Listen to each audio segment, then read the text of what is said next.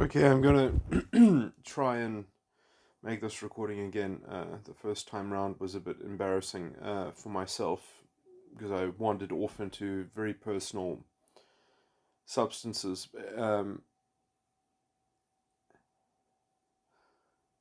If you'll excuse the analogy. Um, so basically, I guess the heading of this recording is that Mary was right and John was wrong. But I can sympathize with John's, let's say, overprotective intellectual defensiveness or something like that. Um, just going to try to remember what I said in my first recording.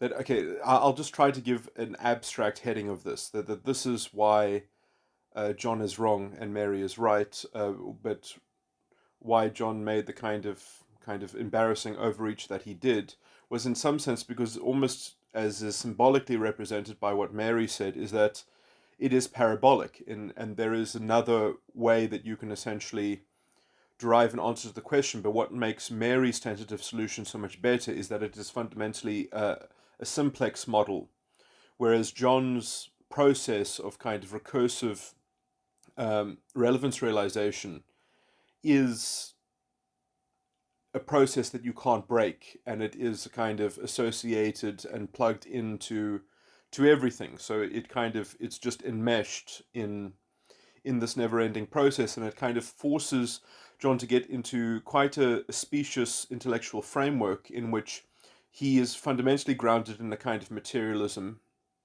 But let me just put this in a technical way so you can understand his intellectual deficits on this point. Is that he is wedding himself to a kind of epistemological reductionism, or generalization rather. So he's got an epistemological generalization of this process being somewhat sort of an important module in the system of understanding consciousness or something like that. And there's this process in which, when does it exist in time? How is it ontologically initiated, or any of those sorts of things? Well, the ontology of it needs to just remain nebulous. We can't imagine how it actually manifests from a small scale, and I can kind of unpack that with a bit of metaphor, perhaps, and such. But that essentially in these small world networks, I would say you're going to have subcomponent networks of, you could call them self-organizing critical, uh, um, self-organized criticality, or whatever you want to call it. I do think that that is even a slight misnomer, because when we actually look at the, let's say, the categories of self-organizing criticality, I think there is only one manifestation in the real sense in the material realm, and the other senses of self-organizing criticality are a kind of metaphysical subtraction of that one kind when it's placed in a kind of serial sequence of computational network or something like that. But essentially, there's essentially one base component of it, and um, you need a kind of metaphysical, emergent, immaterial accounting of that that is only ever going to be coherent if it's simplex. And I do think that Mary's prepositional framing is fundamentally capable of doing that. Obviously, you wouldn't just have, I mean, well, anyway, that's, I mean, this is very close to my own psychological work and metaphysic. So I'm glad that now I finally found a way to sort of creep myself into perhaps where the academic psychological neuroscience bullshit parade, if I might be so profane, um, is trying to erect its circus tent. But yeah, so essentially, John Vervaeke needs to be more careful about recognizing that he is casting a shadow of a kind of ontological nebulousness in order to get away with his epistemological generalization and reductionism. And Mary is right in all of her intuitions that it's cause and effect, chicken and the egg, and such and such. And yes, in a generalizable sense, philosophically, there have been other great minds and such that have wished to see the burgeoning cause within, sorry, the burgeoning effect within the what is it? Is it the proposition of the cause itself, or the preposition of the cause itself? So perhaps if we review those great philosophical contributions, we'll actually find that they stack behind Mary and not behind John. Um, but essentially, I mean, now this is the confusion where I can sympathize slightly with John, is you understand that to say that, oh no, we do know that it is functional. Well, why is this a mutually exclusive tension? Why can't it be prepositional and that there are functions within prepositional um, orientations of spheres? I mean, this is what my model of psychology is that there are 17 spheres of psychological operation, which are all basically prepositional layers, which are in fact embedded within each other. I mean, I have a complete philosophical model of psychological cognition, um, which I'm sure will have some bearing in. I mean, I've speculated on this in other recordings that it will probably have some direct correspondence with. I mean, it's interesting as well because I mean, and just to say this naively, and I don't mean that this should come to any particular expression or something like that, but or that they should necessarily correspond. But within my own model, it's interesting because I would say tentatively. Wait. Rather, let me not speculate about the materialism of it, but let me put it in a different permutation. That the problem with John's table thumped, let's say, reification of the process, um, is that then that means that the process itself, its origin, its ontology, is always shrouded in just seeing what the process seems to be doing. That you, in some sense, you have to try to do this scientific Ponzi scheme where, oh, how is it converging towards what limit or something like that, when there's no deductive purchase on reality whatsoever. So, then you continue to try to lick the boots of the hard scientists because you don't have a metaphysical model worth anything, because you're trying to build one, sort of groping in the dark or something like that. But and you won't have the metaphysical sophistication, because you won't find it incrementally. I do think that, I mean, although you can probably find some other structures in the brain and such, without a proper metaphysical understanding of cognition, you don't have the resources even to go further, I would argue. But rather that this idea that the recursivity of the relevance realization is exactly the kind of the border guard that is stopping you from understanding uh, the ontological nature, or modeling ontologically what's actually going on. And um, in some sense, that's a necessary casualty, because otherwise you would have to discredit your whole field essentially as being, fundamentally bunk, or sort of insoluble or something like that, um, or just a kind of a tentative groping in the darkness, which is in some sense exactly what it in fact is. But so without sort of bootstrapping this, let's say, epistemological generalization, you really have nothing. And so I think that this is actually a sacred cow of John's, and that's the problem in this particular exchange. Um, and in some sense, the functionality that he, let's say, half has integrated into his, I don't mean to be so insulting and rude and profane, pseudo intellectual, convoluted, sort of, and this is the thing, is that we give up on understanding because we have this Newtonian corruption that crept into, well, as long as we can model it, we know what we're talking about. And then we have to fudge the definitional sort of substructure of the component parts itself, and we end up in semantic jumbles and circles. And I think that if you look at how John even interjected, or I don't mean this that he interjected rudely, but if you just see how he was defending his worldview, or defending, if you see how he crept into it, and it's really worth rewatching. It really is. On if you watch, well, I'm watching this on Paul VanderKlay's. YouTube channel. But if you just see how John established this, what I would call a bit of a semantic jumble and such and such. And I mean, I understand that there might be important qualifications, and and this is a somewhat necessary way of, it's difficult when you're dealing with someone who is entrenched in a system of knowledge, uh, which is itself, let's say, prone to so much self-deception and self-delusion. Anyway, I don't mean to cast so many aspersions against John. I think he's a wonderful intellectual, and I do perhaps think that he can maybe. Well, it would be interesting to see if he had a response to this itself. But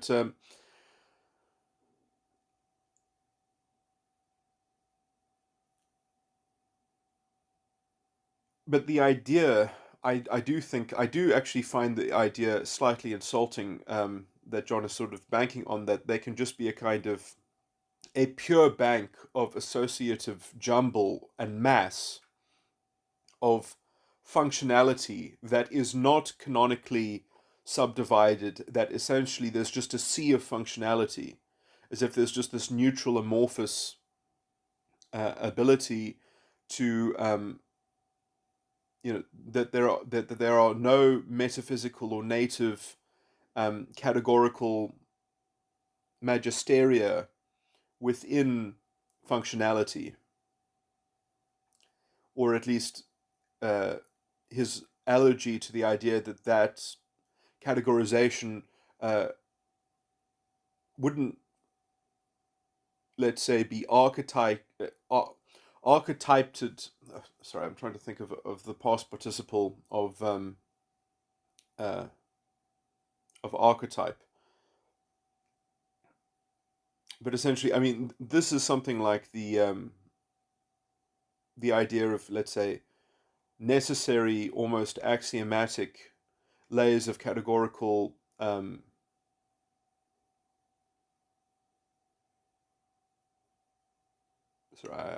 I'm so uneducated. I don't know how to say the right tense of this word, but I believe perhaps that this episteme, or whatever.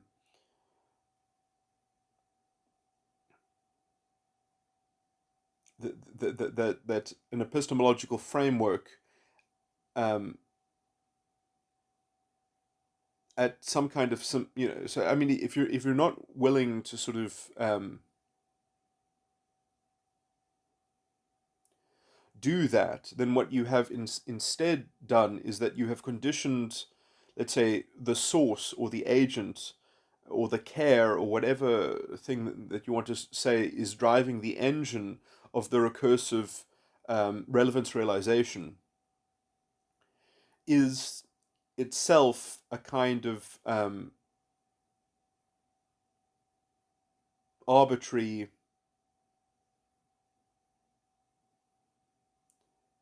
uh,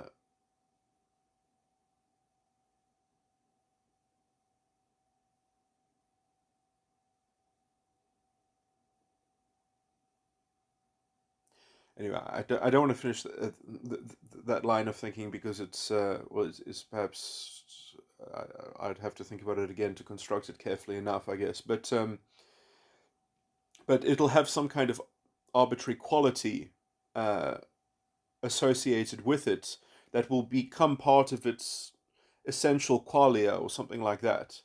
And in some sense, that then covers over this problem that then you have projected or transposed from the fact that you've got a nebulous ontological framing, or let's say correlate with your epistemological vanity, or let's say an epistemological narrative that has a kind of semantic entrenchment into a particular construction, because without that process, the whole field itself implodes, or at least your conception of the field can't maintain its cohesion, or its self consistency, or something like that.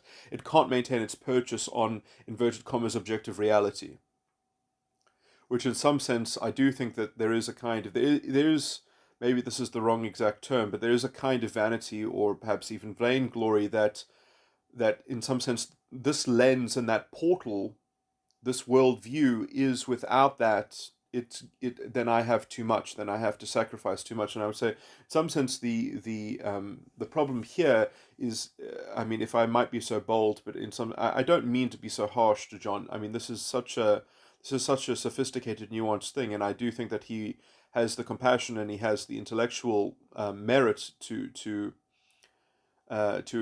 somewhat process what I'm saying and even admit to it publicly, which is what makes him such a valuable and important contributor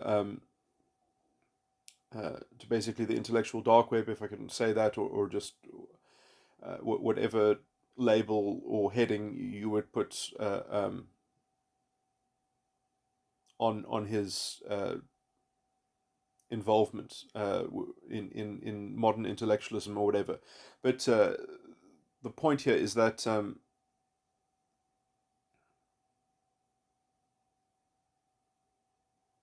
I mean, or perhaps that he would come with a counter argument to this point, uh, or at least he would think on it quite seriously, and he wouldn't, I think, have a problem correcting himself if he saw himself in error. But uh, let me just say that essentially the inability to take one's own world frame and be able to encapsulate it within a somewhat tentative framing, to say, okay, well, let me put this all aside and let me say, and consider, charitably consider somebody else's contribution where I am making it as available as possible to potential integration with all the resources that I have, and in some sense, this this can either mean that you haven't been careful enough in your own construction of your own worldview to not, let's say, bolster it with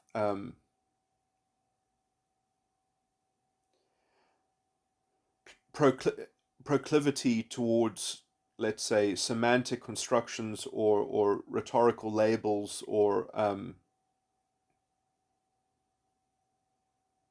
incredibly inverted commas useful utilitarian trappings of, well, without that piece of the puzzle, I don't have a functioning worldview, sort of thing. And you could say the reluctance essentially to go into the alchemical state, as is perhaps described by Nagatio, that to go back into the unconscious and to reintegrate or resynthesize. I mean, that is not to say that my intervention is even necessary, that this wouldn't be a natural process upon self reflection. Uh, anyway,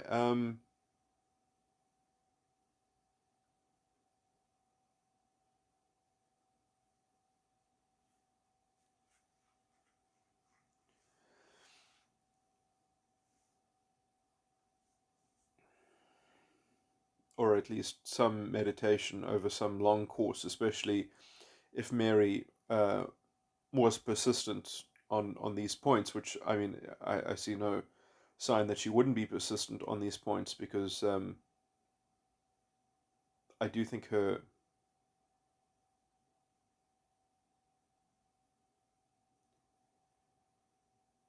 intuition, and I will anyway. I mean, I've described these things.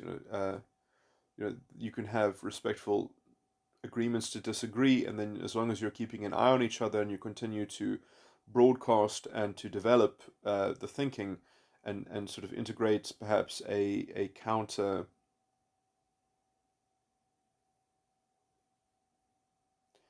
veiling sort of thing. But yeah, I mean, I do think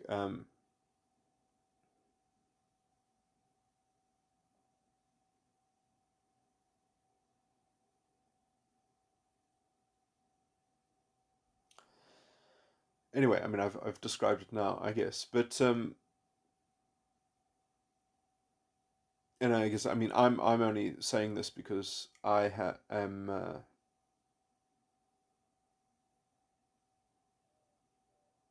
I mean, what Mary is saying accords to my whole philosophical and psychological sort of system. That the first thing that I tried to do in philosophy when I was 4 years old was develop a phenomenology based in grammar theory, and obviously,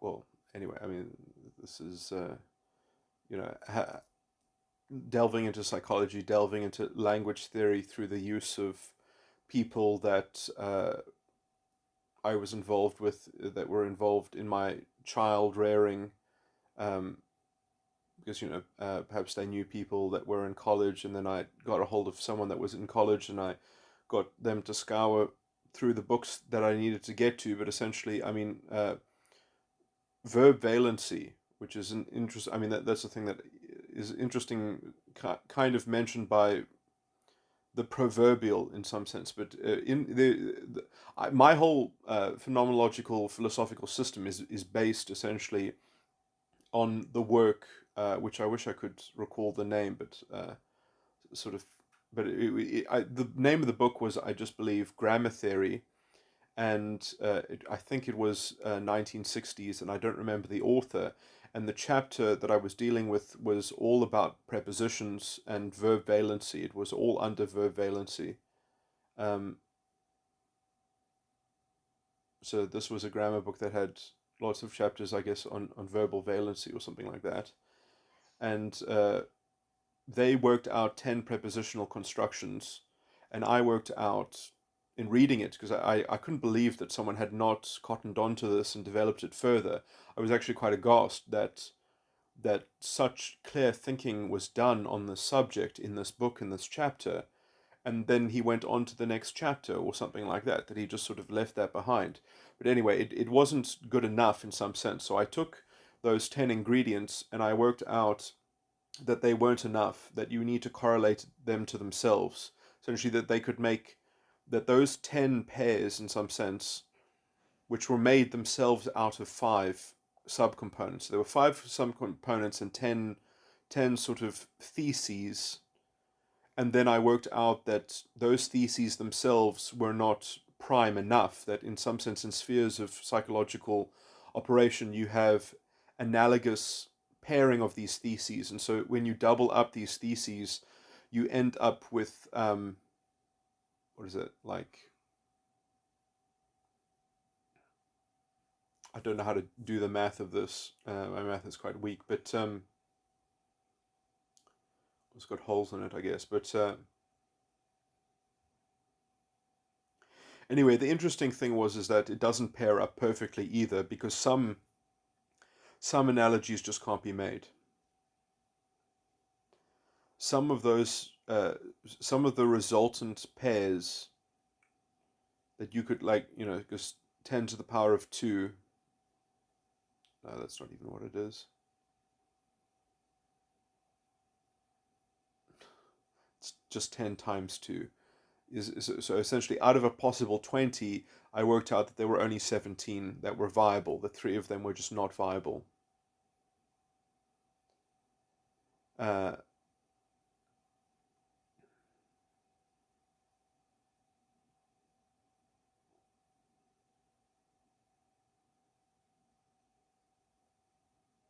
that's an interesting 10 there.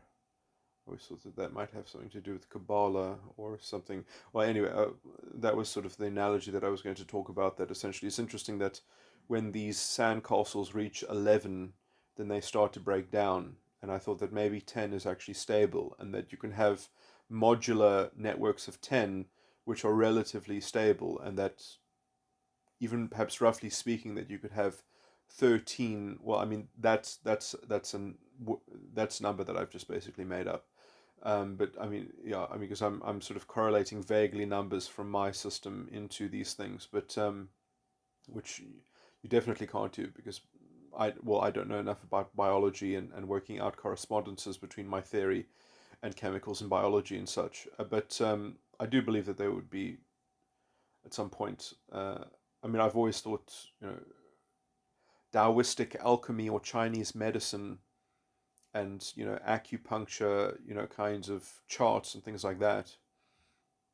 Um, the scriptures talk about that God will search the kidneys and the liver and all the various organs or whatever, is where the in some sense where the sin of man uh, agglomerates.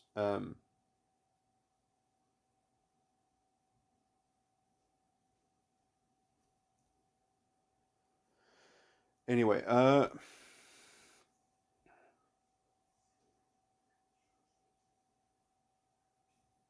and I would say that there is something about the reflection of the flesh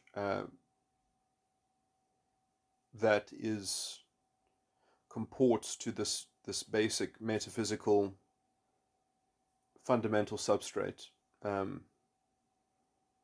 which in some sense I think is rooted into prepositional thought forms, let's just say, or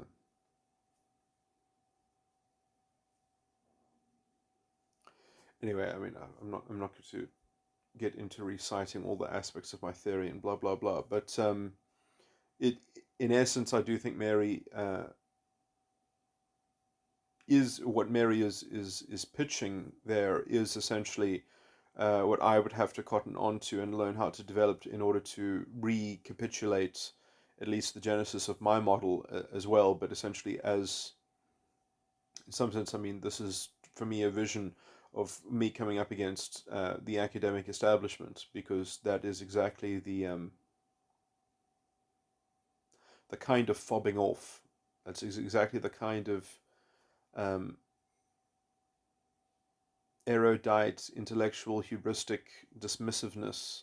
So I really don't mean to be this unkind to John.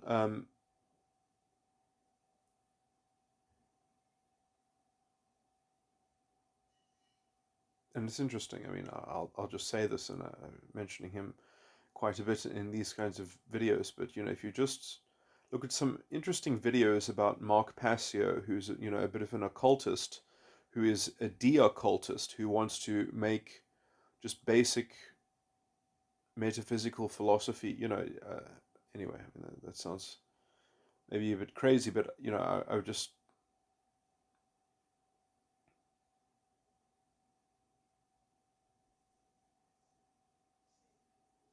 anyway. I mean, that is the kind of maturity that I wish we had more of in society, which right now isn't quite possible with.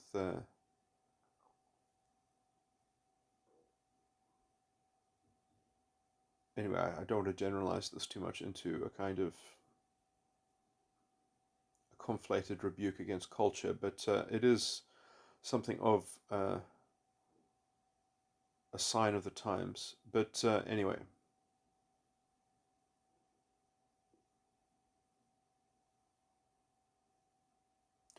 and I'll just say as well that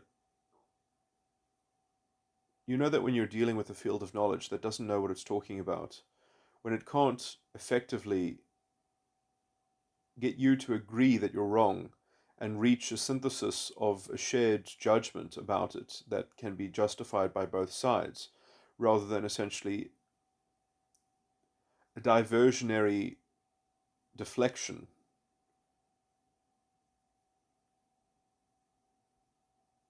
Is the communication really not deep enough that one can? I mean, look, as again, I believe that it is sometimes quite necessary to say, well, let's agree to disagree, or or some sense demarcate. Well, I obviously need to go and read up on that before I can surmount that obstacle that you are communicating to me in terms of why you can't um, make the jump, or at least why you can't tentatively sideline your worldview, try to be more charitable to mine, and then give me more of a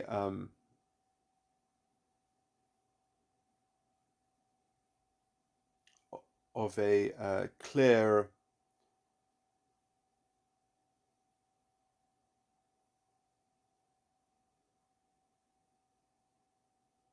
contradiction as to the self uh, consistency um, from my side.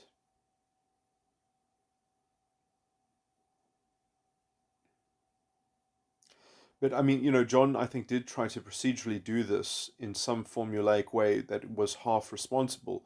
The problem was is that, and he was citing the argument quite clearly and honestly, but I don't think he was tracking the substance of the argument well enough. Uh, but also, he didn't realize that the agreements that he was extracting were themselves tainted by the nebulousness of the phraseology of essentially the kind of this process that is placed out of time and out of context and even out of causality, that it's just, well, this is an eternal process of recursive relevance realization, as if we've sort of perhaps inherited it from evolution, or we've sort of inherited it from the atoms, or something like that. That there's this tainted amalgamation in the qualia of the source of this thing, which is in some sense becomes the stand-in symbol for I mean, so I would argue that this is in some sense an artifact of John's own unjustifiable faith-based blind article of faith.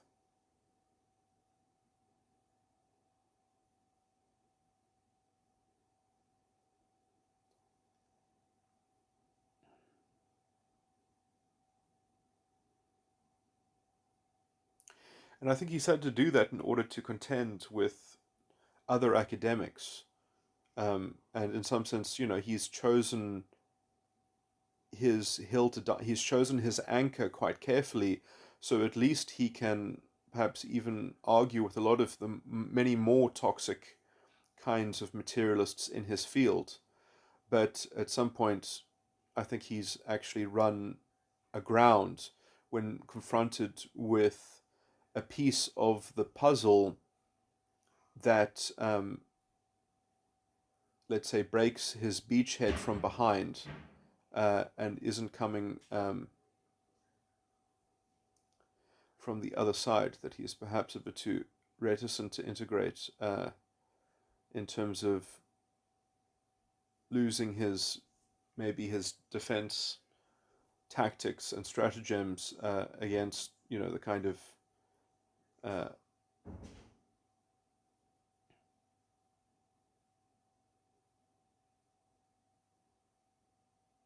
the great toxic conflagration that psychology, psychiatry, and neuroscience, I think, roughly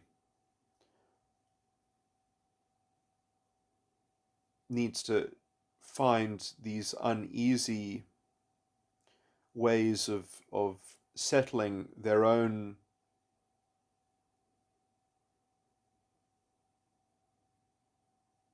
quite shaky, uh, and in their view quite morally necessary extractions, so that they can eventually lead to prescriptions, uh,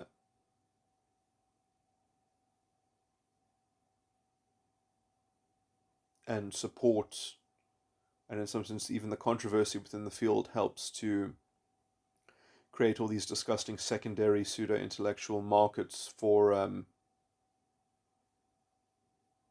intellectual pretenders to peddle their snake oil or dupe their, uh,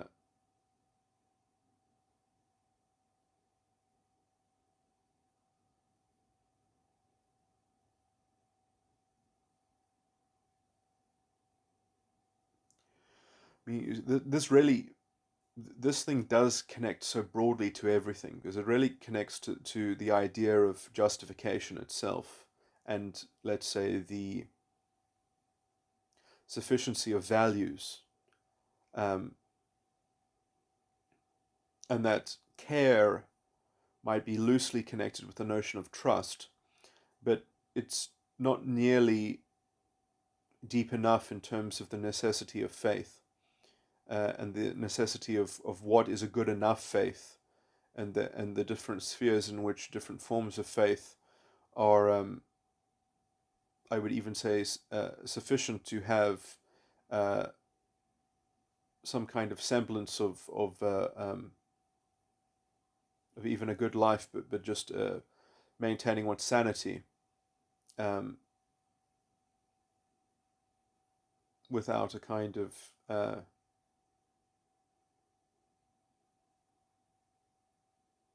self-denigration into some form of automated slave morality or something like that. But anyway, I'm really babbling now. Perhaps I shall just quit it before I start to try to generalize my whole worldview and philosophy.